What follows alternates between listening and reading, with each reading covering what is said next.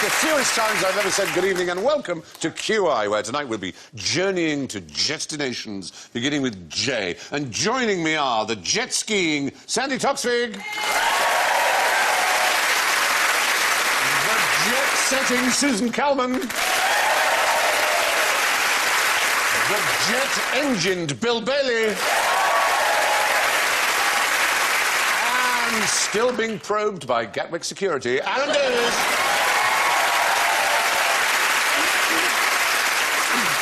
Now let's hear your buzzers. And Sandy goes. Susan goes. Bill goes. And Alan goes. Try that again. It's never going to work, is it? Yeah, absolutely. Well, let's have an easy one to start with. Strictly speaking, where does the phrase Chariots of Fire come from? It's a film. Where did it originate? It's something to do with this. Where does the phrase originate? It's a quotation. Yeah, it's a quotation. From what? Shakespeare. It must be Shakespeare. No. And, oh, those Chariots of Well, Fire. it's Jerusalem, the hymn Jerusalem. You fell finally into our trap. Finally! Sorry, it's the first question. Embarrassing how long it took you to get the wrong answer. Yes, I did start by saying strictly speaking. Strictly speaking, it comes from a poem by William Blake called... Chariots of Fire. No. I'm ashamed of you. You must know the first line of... I must, but I can't be asked to tell you. That's fair.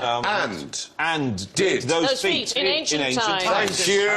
Fine that we got that. Oh, I know that. Yes. That's the name of the poem from which the line Chariots of Fire comes. The tune is called Jerusalem, and it's referred mistakenly as a hymn.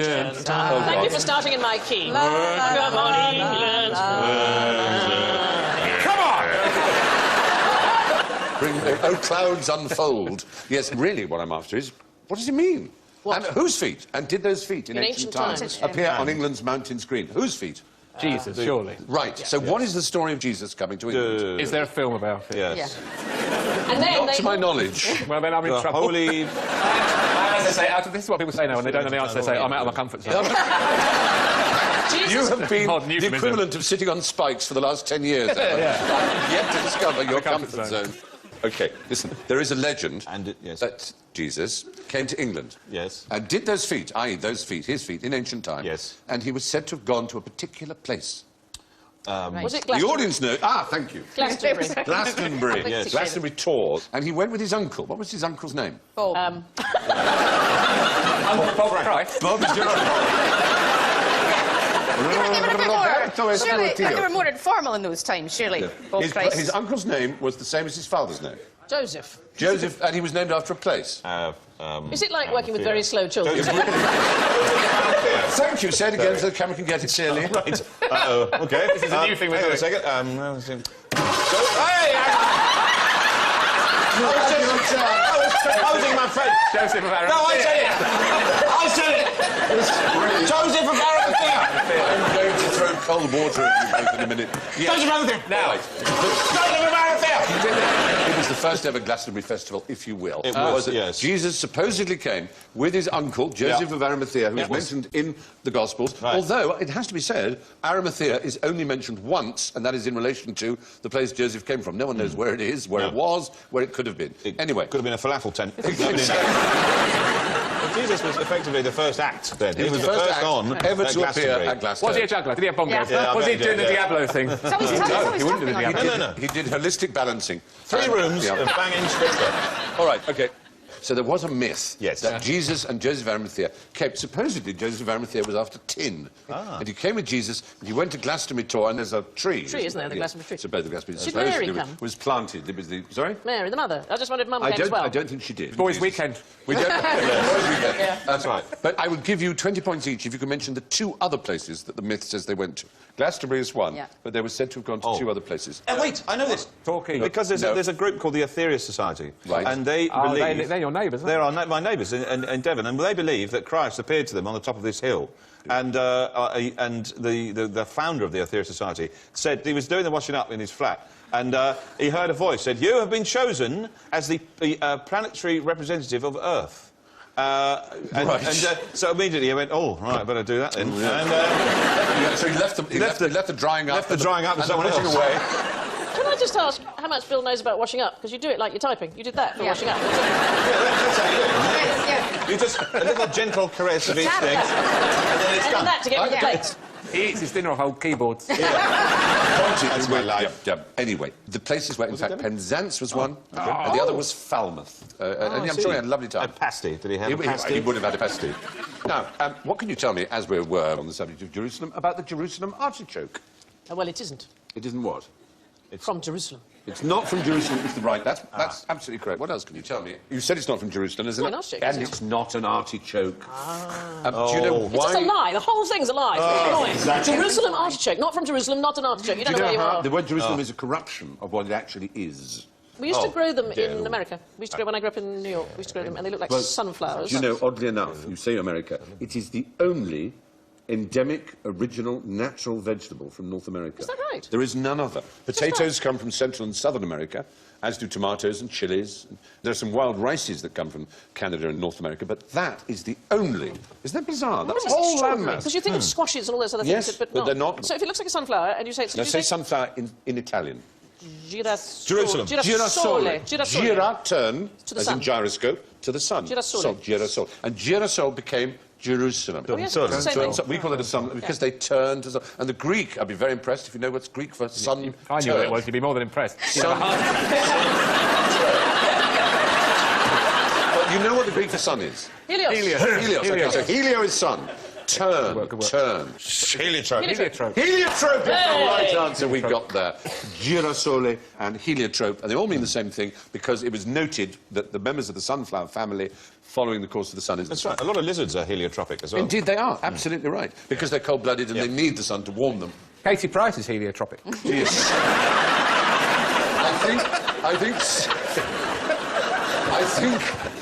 I think Harrow Road's... I think Harrow Road sun parlour tropic is not quite the same. I met her once. We were on the same breakfast television programme, and I said, "What are you here to talk about?" She said, "I've just published my autobiography." And I said, "Oh, well done." She said, "Yes, I'm looking forward to reading it." But it's an odd thing about Jerusalem. For some reason, it seems to attract things that really just don't seem to be particularly connected. The Jerusalem cherry is not a cherry.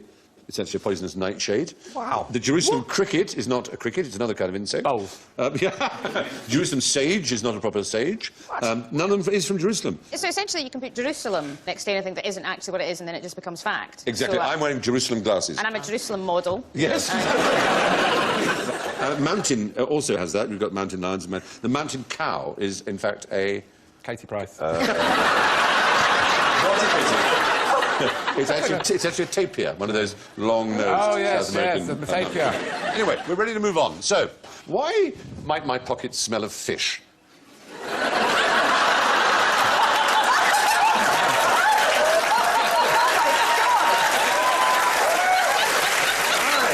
They've done that thing where they take my body and they put on it the head of someone who looks a bit... I hate when they do that. God, that's like a dream I had last night. It's not like a dream I've ever had. Obviously, if you're a fisherman, but if you were a person of high rank in society, particular society, your pockets might smell of fish. Oh. The Fishmongers Society. Well, no, that's what I mean. Aside from the obvious professional reasons why you might smell them, it's a society in which it was considered polite not to eat, but to pocket the fish at a banquet. Is it Japanese? Because Yes! Oh, fish. They love fish. Japanese, Yeah. yes, exactly right. Medieval Japanese society, at weddings and banquets and other such things, it was right to drink the drink you were given, Yes. but that you should take the fish, bring it up to your mouth, and then tuck it away into your pocket. I know it seems very odd. It's just a social... I've done that with sausage rolls for the dogs later. We've all done it with certain things, I agree. But it is an interesting thing, and they still have a tradition in Japan, when a baby is 100 days old, is to take food, sea bream and beans and soya and rice, and wave it in front of the baby's face, but not let the baby eat it. So there's people dangling fish in front of babies. This is... Right, OK, on what? On a fishing line? No, no. So From the food cupboard or the fridge, which in Japan would be filled with all kinds of different fish, as you can imagine. I see. Sashimi. Sashimi and sushi and all kinds of other such things. Right. Yeah, in fact, while on the subject Weird. of sashimi, what is the Weirdos. difference between sushi and sashimi? Sashimi is raw fish, and sushi is rice and Yes, it's seaweed rolled in and all rice. that kind of thing. And the particular thing about sashimi is not just that it's raw fish, but that it's sliced. sliced It's as an angle. sliced. It's Sliced. cutting. Yeah. There's huge knife skills are incredibly important Yes. in Japanese cuisine. And this particularly used to be true in the medieval period. And in carp, for example, there were at least 47 different ways of cutting carp, which represented different aspects of human life or activity. For example, there was departing for battle carp. So soldiers would have carp carved in a certain way before they went to battle. Well, they weren't told they were going to battle. The carp was the giveaway. There was celebratory carp. There was taking a bride carp. Flower viewing carp. No. Oh, Warning carp. Look out, carp. Moon viewing carp. And so it was a very important part, obviously, of Japanese life, was the way they prepared fish. But it's a wonderful art, obviously, and it's a very popular cuisine now around the world. I have an amusing joke that I always say when I'm in a Japanese restaurant. Bring me a various selection of things to drink, waiter, and don't get all sake. Oh, yes. Hey! But what actually is sake? Sake. What is sake? Rice wine. Rice wine, you said, Alan. Yes, rice wine. Alan came in first with rice wine. It is not rice wine. It is, no. is it from Jerusalem? The word sake simply means alcoholic drink, but the sake we think of as sake is in fact a kind of beer. The word they use for the drink we call sake is nihonshu, which means Japanese liquor. Nihon, as in Nippon. Nihon, yes. Anyway, originally people would just chew rice and spit into a large container, and the enzymes from the spittle would cause the breakdown of starch into sugars, which would cause the fermentation, which would make the sake. So it is actually a strong beer, not a wine. A wine is a fruit-based drink, usually grape, obviously. What other kinds of particularly Japanese things can you do to food, make it Japanese? You can put it in tempura. Tempura. Funny you should say that, because tempura was actually introduced to Japan. And I would give you 10 points if you can tell me which nation taught the Japanese to batter things, which is essentially what tempura is. You'd think, wouldn't you? You would think. Surely there's a ginger-haired man somewhere in one of those medieval scrolls. You would just going, deep fry that. yeah. That'd be magic, it really would. Have you got any eggs? Oddly enough, not. No, it was the Portuguese. The Portuguese. They also gave Vindaloo. The name Vindaloo is originally from a Portuguese origin, from Goa. Yeah, and I thought that was a French... Vandaloo, toilet water. Goa, as you know. But there you go. Anyway, so lots of interesting things about Japanese food. Now, what do people in Java use for a quick pick-me-up? Now, see. Well, That's a happy-looking man there. Not going to say. go on. No. Okay, come on, in for a penny. Go on. What was it? You are so canny. Coffee. Hey, coffee, there we are. Coffee does not pick you up. You may think it does. If you drink coffee regularly, you get withdrawal symptoms, and all coffee does is put you back on the same level that a non-coffee drinker is on. It doesn't speed your reflexes, doesn't help you concentrate, doesn't do anything. It can cause anxiety. Yeah. That's the worst It's of a it. shocker. I It's a don't kind of know. wired anxiety, but what it isn't is a pick-me-up or an energizer. Stimulus. It's not a stimulant in that sense. And in fact, what most scientists recommend is you either drink coffee regularly, in which case you satisfy your body's need and withdrawal symptoms, or you don't drink it at all. The problem most people who have They're not getting on, with are coffee is when they suddenly go on a bit of a coffee jag, they go to a country that does very good coffee, so they have a lot of ristretto or whatever in Italy, and then they come back to it and then don't have any, and then they have one again, and that's what screws you up. Anyway, yes, my dear. Cocaine.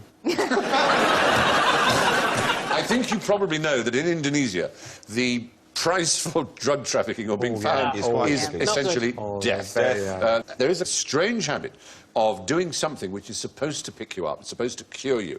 What happened was somebody tried to commit suicide because they had an illness. So they laid themselves down in a particular place in order to try and end their own lives. What's Railway like line. A railway line is the right answer. And they suddenly found that their illness went away. And this caused a rash of Javanese people lying on on the railway railway lines. lines. How irritating. Yes, like so. Very irritating. The joke is that the power comes from the overhead lines. There is no electricity in the rails at all. I don't know that. I've never seen anyone look more serious than the woman in the middle. Yeah. So presumably the pick-me-up part depends how fast the train's going. Whenever I see women like that, I always want to have a moustache and twirl it. Like a proper melodramatic Yeah, villain. just with a cape. And And just, curl your moustache.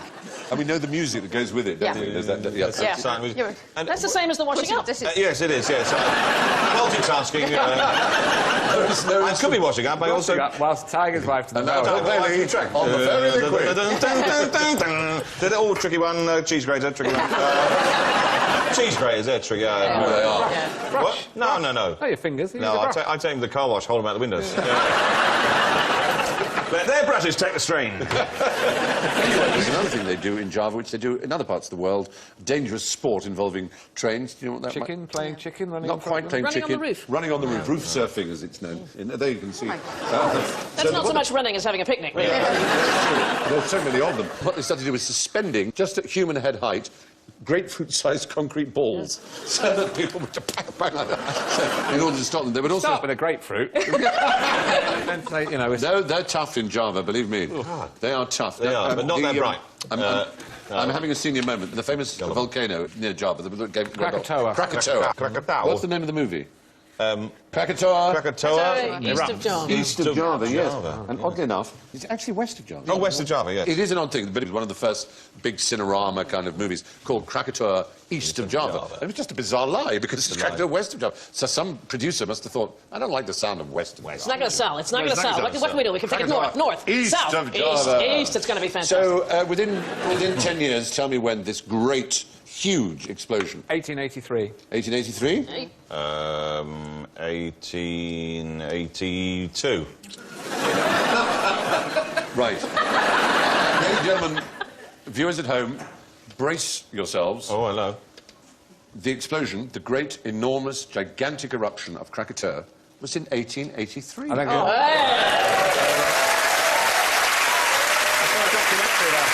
May I just say, WTF? There was a documentary about it on the BBC and they reenacted it. Well remembered, is it? I mean, it's not an easily... I mean, not normally particularly. remember anything. It was the loudest sound, apparently, that has ever existed, or at least as far as we know, certainly within human reckoning. So 4 atomic bombs. It's sort of... Yeah. No, it was 13 times greater than the Hiroshima bomb. Wow. There was 5 cubic miles of rock was spewed into the air, and it was heard 3,000 miles away. You could actually hear it 3,000 miles away, and it... yes. That sounded like in Australia. it reverberated around the world, the ripples of it, 7 times. It was the most extraordinary... Winter for years, wasn't it? Now, the winter for years was actually another. That was an 1815 volcano, and it was known as the Winter of 1815. And you might know, as I can tell those who don't know, that Bill Bailey is a great friend of Indonesia, lives there, works there, plays gamelans, does the whole thing. So you might gamelan. You might know this mountain. It might have been Tambora. It was Mount Tambora. Well done. There we go.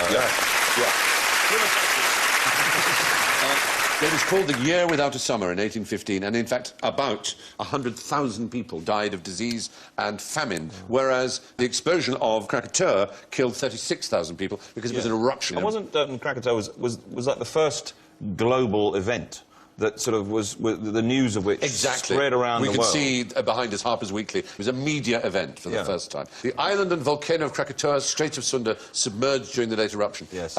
When eventually a human party of people arrived at the site of what was once a gigantic volcano that had just exploded, they found, and I'm including both vegetable and animal matter here, 1 living creature, and I will give you 10 points if you can tell me the species. Was it a spider that they Yes! found? It was a spider.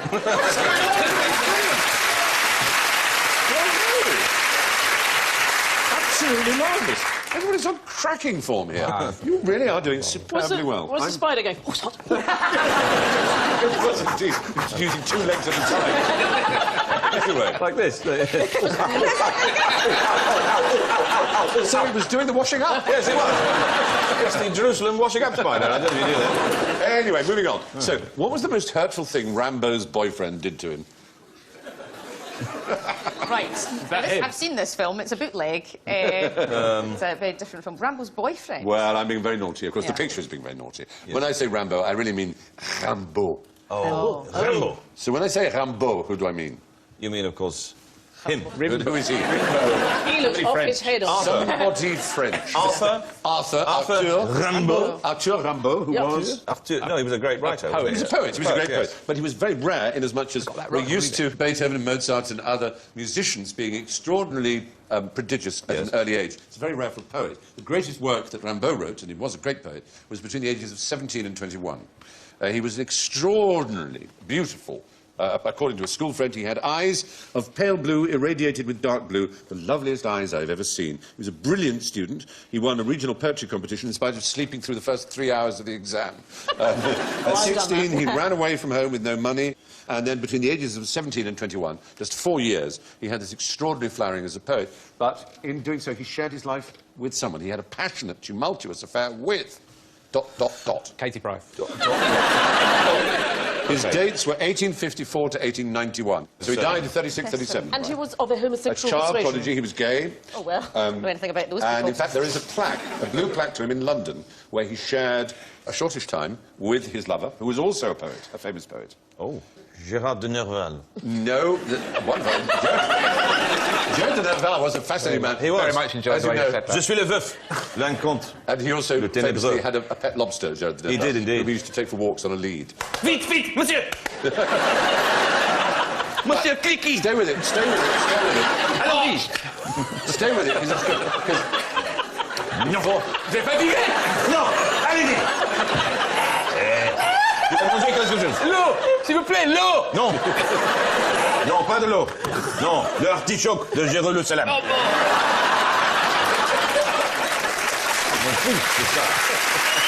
I never thought I'd see the day when Bill Bailey force-fed Gérard de Nerval's lobster with Jerusalem artichoke. The day came. Anyway, let's just return to this other poet who was the lover of the young Verlaine. Oh, sorry, Verlaine.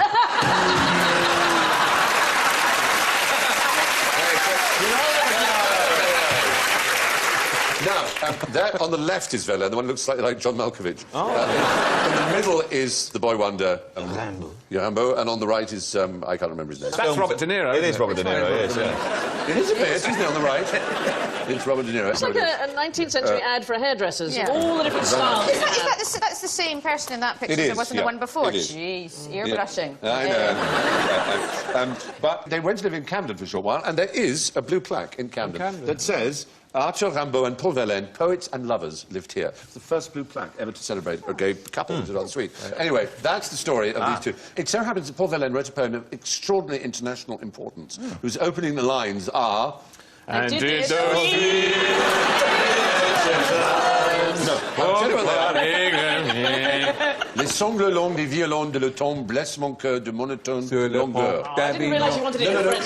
No, it seriously is internationally important, that poem. How could that be that those first lines changed history? It's the international. I will do it in a voice that might give you a hint. Okay. Les sangles longues des violons de l'automne. Yes. It's the start of the Eurovision Song Contest. That, as we know, Beethoven's Ninth Symphony begins Damn that. No, it was a code. The code to the resistance. Yes! It was a code to the resistance that the D-Day landings were beginning and that the resistance should begin their sabotage. So they went, that was the signal. So it was rather wonderful. So to French hearts beat a little quicker when they hear those four words. It's a What rather... camp person decided that was the code they were going to use? It's a very famous poem, and it would be like saying, "Shall I compare thee to a summer's day," or whatever. Anyway, we thought you'd like to know about it, but Yes. why... Quite interesting. The question was, how did the lover hurt Rimbaud? Shut his fingers in the door. Yeah. Worse, he had a tumultuous, passionate, jealous rage, and he shot him in the wrist. In the wrist? Yes. Whilst he was masturbating. Well, I'm going to move on because move on. this baby. It's for the best. Anyway, I am so out of my comfort zone. it's all good information that is well worth knowing. Arthur Rimbaud was shot in the arm by Paul Verlaine. Now, on to one of the delicacies of Jamaican cuisine. I think we all know how to make cock soup, but how would you make manish water? Sorry, I don't know how to make cock soup. cock I don't know what... Really? Cock-a-leaky. Oh, right. Oh, OK. Leaky. Cock-a-leaky. It's chicken soup. Oh, I see. Is that what it is? A cock is a chicken. Chicken, yeah, it's a chicken. What can you have been thinking? I don't know. I thought it was some terrible euphemism. What, a euphemism for pheasant? I don't... Yes, that's it. Pheasant.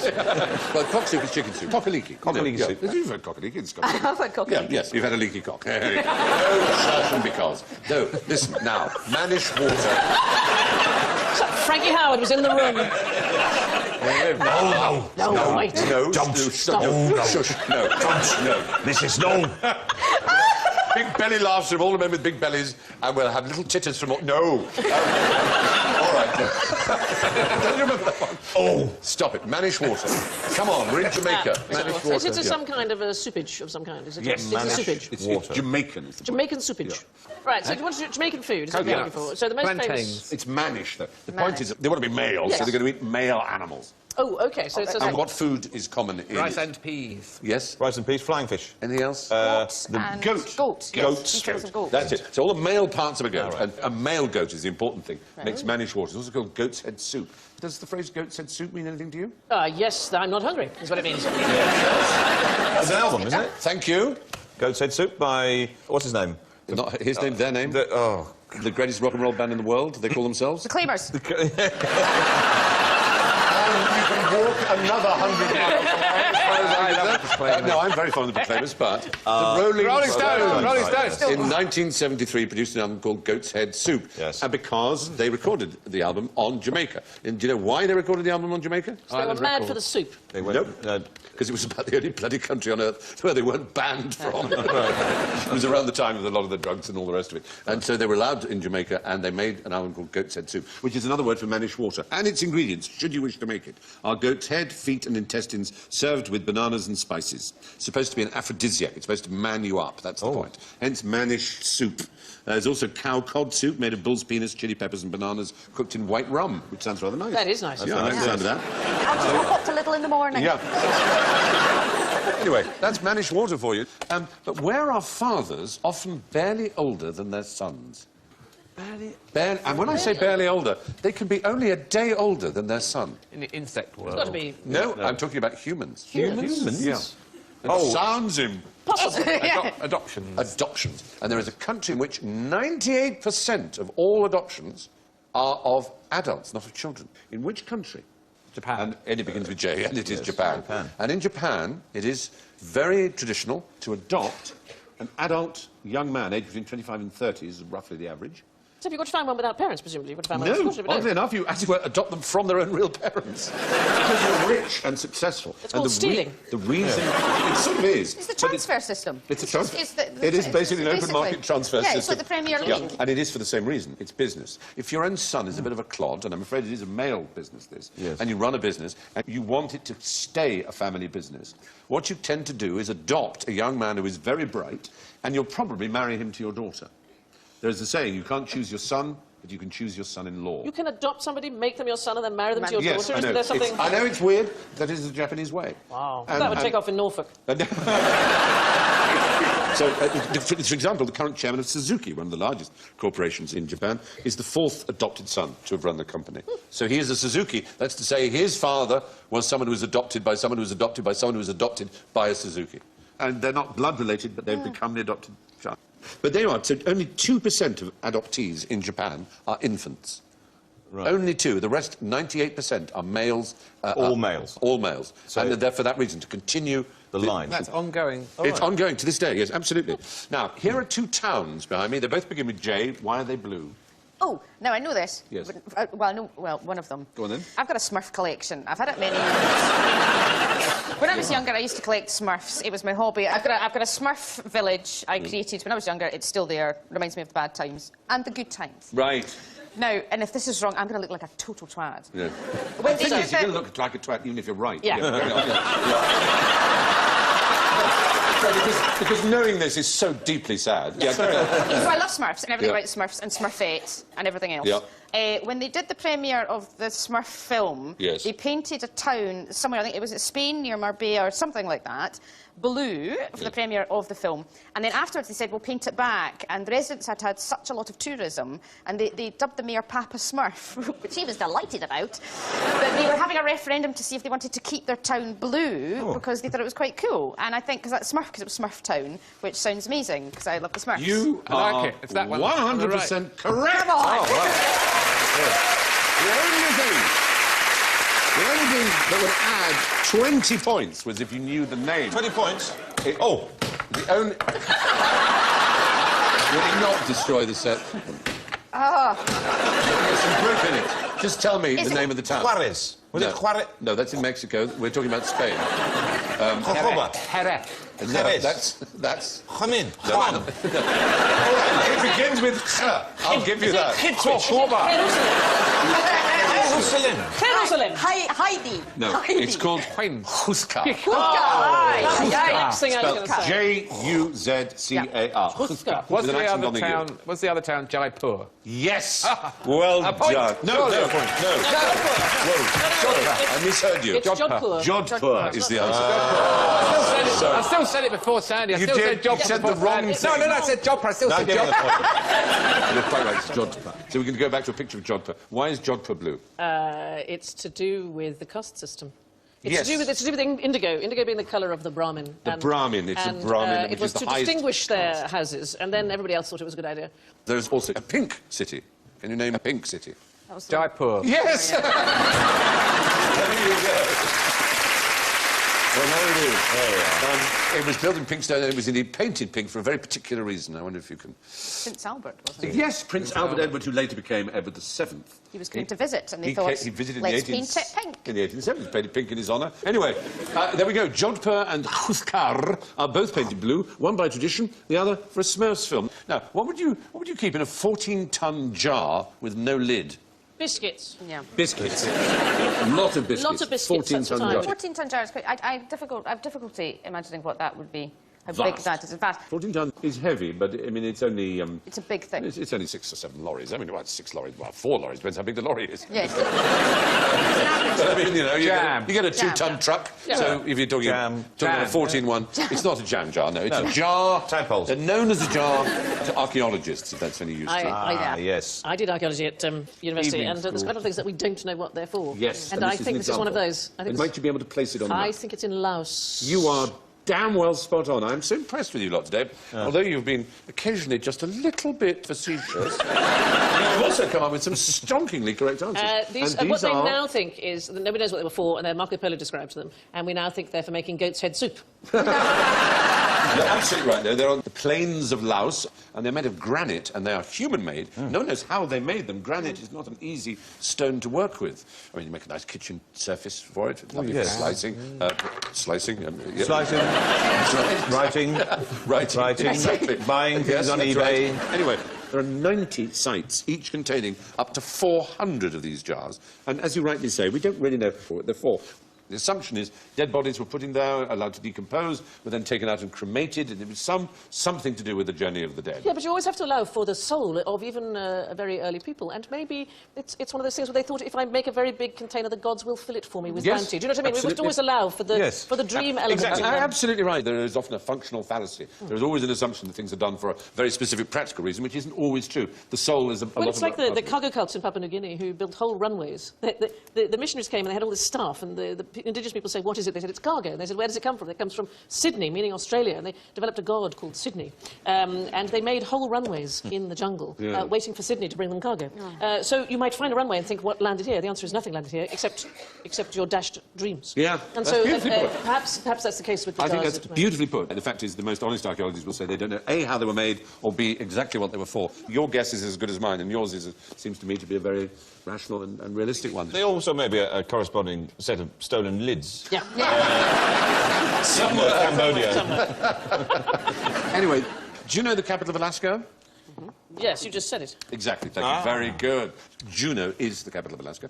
Juneau. Juneau. But there's something unique about It it. rains all the bloody time, I know that. Well, it's not accessible by road. You can only get there by air or water. There is no road to Juneau. Sarah Palin can get there by walking on the water. And can you tell me the biggest joke ever to come out of Alaska? Sarah Palin.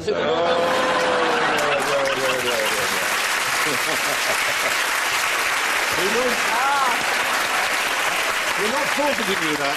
It was so obvious. Oh, I we weren't even going to forfeit it. If I had forfeited, I would have repudiated. We would have repudiated. Anyway, the point is, there is actually a famous practical joke, an April Fool's joke that came out of Alaska. It took a lot of preparation and it was rather extraordinary. We'll show you a photograph that might give you a hint. I mean, it's not really going to be easy, but what's in the background now? This is a volcano-based practical Yes. joke, and it's one that I read about, and it very much impressed me because if you do a practical joke, which is, you know, cling film over the toilet, something simple. Yeah. Well, the person who did this practical joke... it's a good one. It doesn't work for women necessarily, because we tend to notice when we sit down that there's some... But for men, I tell you, it's a hoot. There was a volcano, and a gentleman, I can't remember his name, I apologise, Don't you decided worry. to try and make it seem as if it was erupting, so took loads of tyres You are. and class. set fire to it, and then everyone came out of the houses and went, the volcano's erupting! Because it was so absolutely good. right. He waited 3 years till there was a clear April the 1st. He took kerosene and smoke bombs and tyres and he dropped them down the crater and set fire to it. But in 50-foot letters, he did say April Fool, and he warned the federal authority. He called them up, but he forgot to call the Coast Guard, Yeah. who did panic a bit. But it was fortunately all taken in the right spirit. And his name was Porky Bicar. Porky. Porky, that was his nickname. Porky. He was American, so he was called Bicar. Porky. Porky Bicar. And that is, aside from Sarah Palin, the greatest joke ever to come out of Alaska. It is a good one. I mean, have to you know, say, it is a I am good one. very impressed again with your knowledge. And as it happens, that's the end of tonight's question. So let's see how our journey has panned out. Well, it's astonishing. Her first ever appearance on Plus 15, a clear winner, Susan Calman. And only 4 inches behind on 11, Sandy Toxford. Impressively, the digitally endowed, still in the black, +4, Bill Bailey. Well, perhaps the best we can say is, bless him, he did try. -11, Alan Davies.